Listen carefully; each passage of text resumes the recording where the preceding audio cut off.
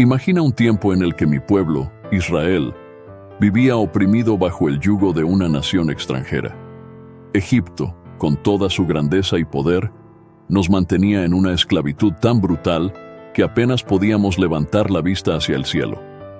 Fue en esos días oscuros cuando nací, aunque mi llegada al mundo no fue vista como una bendición, sino como una amenaza. El faraón, temeroso del creciente número de israelitas, había decretado que todo niño varón debía ser arrojado al río Nilo para morir. Mi madre, sin embargo, no podía aceptar tal destino para mí. Con gran fe y valentía me escondió durante 3 meses. Pero, ¿cuánto tiempo puede ocultarse a un bebé? El sonido de mi llanto pronto sería descubierto. Así que, confiando en Dios, me colocó en una cesta tejida con juncos, impermeabilizada con brea, y me dejó flotar en el río, no para que muriera, sino con la esperanza de que Dios tuviera un plan para mí. Y Dios, en su infinita misericordia, me rescató. Fue la hija del propio faraón quien me encontró. En un giro de providencia, fue mi hermana Miriam quien sugirió que mi propia madre, a quien el faraón no conocía, fuera la nodriza que me criara. Así que crecí sabiendo quién era, un israelita, aunque fui educado en la corte del faraón como un príncipe egipcio. Llevaba el conocimiento de ambas culturas en mi corazón, pero también sentía una profunda desconexión. Sabía que no pertenecía a los egipcios, y cuando vi a un egipcio golpear a un esclavo hebreo, no pude quedarme de brazos cruzados. En un arrebato de ira y justicia, maté al egipcio, pero ese acto cambió mi destino. Fui forzado a huir al desierto, lejos de todo lo que conocía. En ese momento pensé que mi vida estaba terminada, que mi propósito había sido enterrado en las arenas del desierto de Madián. Pero no sabía que esto solo era el comienzo de un llamado mucho mayor.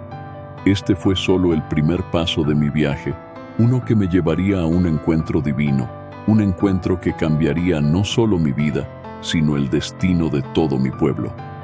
El encuentro con Dios, la zarza ardiente. Después de huir de Egipto, pasé muchos años en el desierto, un lugar vasto y aparentemente sin propósito, donde la arena se extiende hasta el horizonte y el silencio te rodea como un manto. Mi vida, desde entonces, había cambiado radicalmente. Ya no era un príncipe de Egipto, era un pastor cuidando el rebaño de mi suegro Jetro. Cada día, mi mente regresaba al pasado, preguntándome si había tomado el camino correcto, si mi acción impulsiva había arruinado lo que Dios quería para mí. ¿Era esto todo lo que había para mi vida? ¿Cuidar ovejas en la soledad del desierto? Sentía que mi vida se había detenido, que el propósito que alguna vez sentí en mi corazón se había desvanecido en el polvo. Pero un día, mientras conducía el rebaño por el monte Horeb, todo cambió. Lo que parecía ser un día común se convirtió en el punto de inflexión de mi vida. De repente, vi algo que llamó mi atención. Una zarza, un simple arbusto, pero estaba en llamas. No era la zarza en sí lo que me sorprendió, sino que, aunque ardía, no se consumía. ¿Qué era esto? Me acerqué con cautela, intrigado por lo que mis ojos estaban presenciando. Y fue entonces cuando escuché la voz: Moisés, Moisés. Mi nombre, pronunciado desde las llamas. En ese momento supe que no estaba frente a un simple fenómeno natural. Este era un encuentro divino.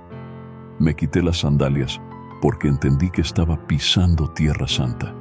La voz que me hablaba no era otra que la voz del Dios de mis antepasados, el Dios de Abraham, de Isaac y de Jacob. El mismo Dios que había hecho promesas a nuestro pueblo me estaba llamando desde esa zarza. Dios me dio una misión clara. Debía regresar a Egipto. Yo, que había huido de ese lugar, debía volver para liberar a mi pueblo de la esclavitud. El miedo se apoderó de mí. ¿Quién era yo para enfrentar al faraón? ¿Quién era yo para ser el instrumento de Dios en una misión tan grande? Pero Dios no me dejó con esas dudas. Él me aseguró que estaría conmigo, que no era yo quien debía preocuparse, sino que debía confiar en su poder. Me dio señales y milagros que demostrarían su presencia ante el pueblo y ante el faraón.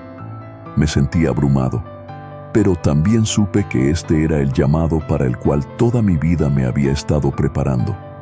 El tiempo en el desierto no había sido un desperdicio, había sido un tiempo de preparación. Y ahora, con el fuego de la zarza ardiendo en mi corazón, sabía que debía regresar. No estaba solo. Dios mismo me guiaría en cada paso del camino. Este encuentro con Dios marcó el inicio de la liberación de mi pueblo, y aunque muchas pruebas aún estaban por venir, mi confianza en su promesa era inquebrantable. Así comenzó la siguiente fase de mi misión: enfrentar al faraón y guiar a los israelitas hacia la libertad. Las 10 plagas y el éxodo. Con el llamado de Dios ardiente en mi corazón, emprendí el regreso a Egipto. No fue fácil. Después de tantos años lejos, las imágenes del poder del faraón y el sufrimiento de mi pueblo me perseguían. Sin embargo, Dios me había dado una misión clara y poderosa: liberar a los hijos de Israel de la esclavitud. Mi hermano Aarón fue enviado conmigo como mi portavoz, y juntos nos presentamos ante el faraón con un mensaje simple pero firme. Así dice el Señor: deja ir a mi pueblo para que me sirva. Éxodo 9:1. Pero, como Dios ya me había advertido, el corazón del faraón era duro. Se negó una y otra vez, y lo que siguió fue una demostración del poder de Dios que estremecería a toda una nación.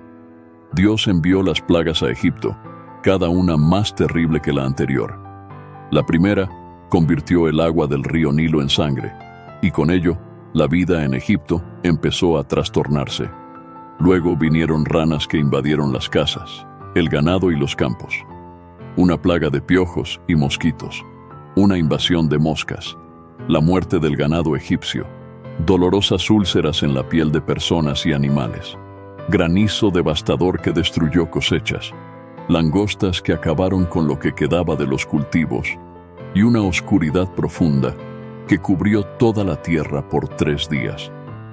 A cada plaga, el faraón se aferraba más a su orgullo, negándose a liberar a los israelitas, aunque su pueblo sufría cada vez más. Pero Dios no se detuvo. La 10ª y última plaga fue la más devastadora: la muerte de los primogénitos egipcios.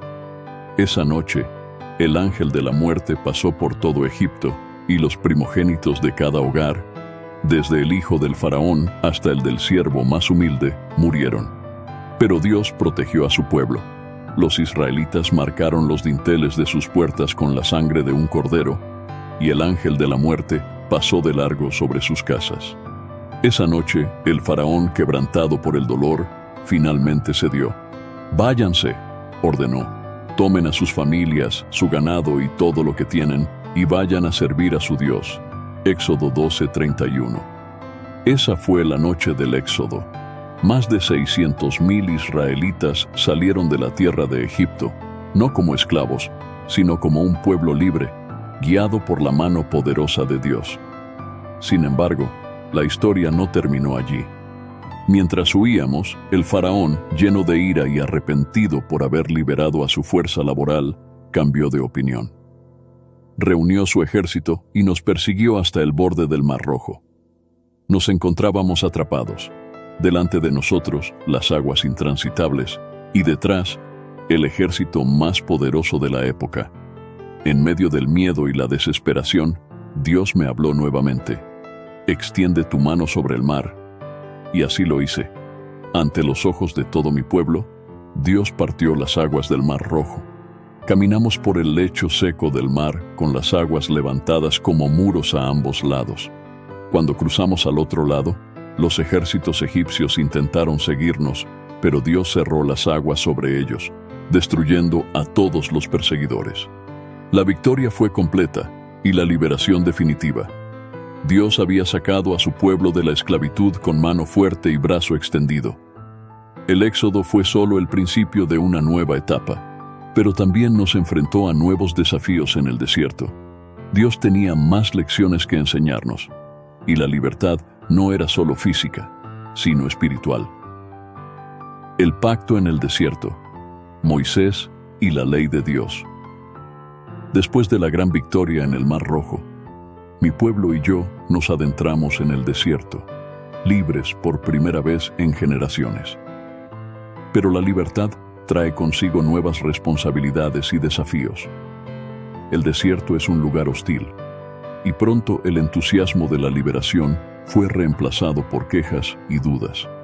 El hambre, la sed y la incertidumbre comenzaron a sembrar el descontento entre los israelitas, y muchos se preguntaban si Dios realmente estaba con nosotros. Pero Dios no abandonó a su pueblo. En nuestra travesía nos proveyó de maná, el pan celestial que apareció cada mañana, y agua que brotaba de las rocas. Sin embargo, no solo necesitábamos sustento físico, sino también una guía espiritual. Y fue entonces, en el monte Sinaí, que Dios decidió hacer un pacto con nosotros, un pacto que no solo nos enseñaría a vivir como un pueblo libre, sino que también sellaría nuestra relación con Él para siempre. Subí al monte Sinaí, envuelto en una nube densa y en el sonido de truenos y relámpagos. Allí, en la presencia de Dios, recibí las tablas de la ley, los 10 mandamientos. Yo soy el Señor tu Dios, que te saqué de la tierra de Egipto, de casa de servidumbre. Éxodo 22. Estas palabras iniciales establecieron la base de nuestra relación. Dios nos había liberado y ahora nos daba un conjunto de leyes para vivir como su pueblo elegido. Cada mandamiento era una revelación de la voluntad de Dios para nuestras vidas. Desde el llamado a adorar solo a Él hasta las normas sobre cómo debíamos tratar a los demás, estas leyes no eran solo reglas, sino una guía divina para una vida de justicia, amor y respeto. A través de ellas Dios nos enseñó que la libertad no es hacer lo que uno quiera, sino vivir conforme a su propósito, en armonía con los demás y con Él. Sin embargo, mientras yo estaba en la montaña, el pueblo cayó en la desesperación y la idolatría. En mi ausencia, fabricaron un becerro de oro y lo adoraron, diciendo que ese era el Dios que los había sacado de Egipto. Mi corazón se rompió cuando vi lo rápido que habían olvidado la fidelidad de Dios. Pero a pesar de su pecado, Dios mostró misericordia. Aún así, fue un recordatorio de lo frágil que puede ser nuestra fe cuando no confiamos plenamente en su guía. Dios renovó el pacto con nosotros, y desde ese momento en adelante, el pueblo de Israel quedó marcado por las leyes divinas que nos distinguían como su pueblo. Aprendimos que, aunque libres, estábamos llamados a vivir bajo su ley. Una ley que no solo regulaba nuestras acciones, sino que también transformaba nuestro corazón. Este pacto nos preparaba para la siguiente etapa de nuestro viaje. Aunque el camino no siempre fue fácil, sabíamos que Dios nos estaba guiando hacia la tierra prometida. La tierra prometida, la última misión de Moisés. Los años que pasamos en el desierto fueron largos y llenos de pruebas. Aunque vimos la mano de Dios en milagros y provisión, también enfrentamos muchas dificultades. A menudo, el pueblo se rebelaba, dudaba y se alejaba del camino que Dios nos había trazado. Sin embargo, Dios permaneció fiel, guiándonos paso a paso hacia el destino que nos había prometido, la tierra prometida. Finalmente, después de 40 años de peregrinación, llegamos a las fronteras de esa tierra. Desde lo alto del monte Nebo, Dios me permitió ver la tierra que había prometido a nuestros antepasados, una tierra que fluía leche y miel. Pero aunque pude verla con mis propios ojos, Dios me hizo saber que yo no entraría en ella. Mi misión estaba llegando a su fin. Había guiado a mi pueblo hasta las puertas de su herencia, pero otro, Josué, debía continuar la obra y llevar al pueblo a cruzar el Jordán. En ese momento no sentí tristeza ni resentimiento. Sabía que había cumplido mi propósito. A lo largo de mi vida, había experimentado la fidelidad y el poder de Dios de maneras asombrosas.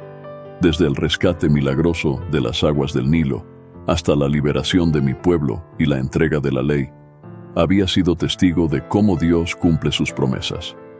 Mi papel había sido ser el siervo fiel, el líder que guiara al pueblo en su viaje de la esclavitud a la libertad, y ahora era el momento de pasar el relevo.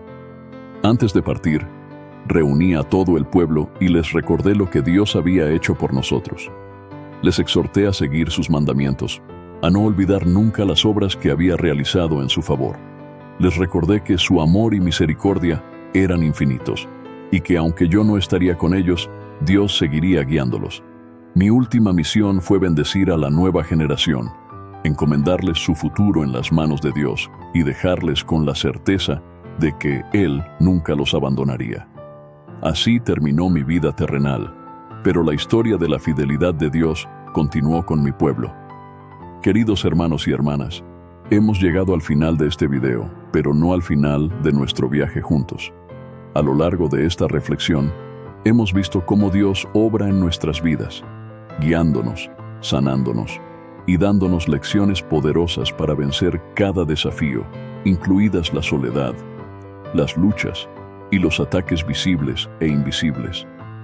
Pero recuerda, este es solo un paso más en tu camino espiritual.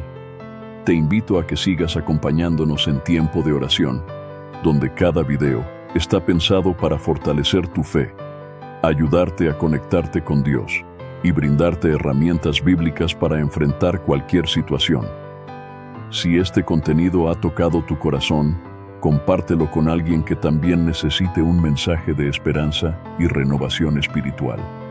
No olvides suscribirte, darle like y activar la campanita de notificaciones para que no te pierdas nuestros próximos videos llenos de reflexiones, oraciones y enseñanzas de la palabra de Dios. Recuerda, Dios tiene un propósito perfecto para tu vida, y aquí juntos aprenderemos a caminar en su voluntad. Que la paz de Dios, que sobrepasa todo entendimiento, te acompañe siempre. Nos vemos en el próximo video, y hasta entonces, sigue confiando en su poder y amor.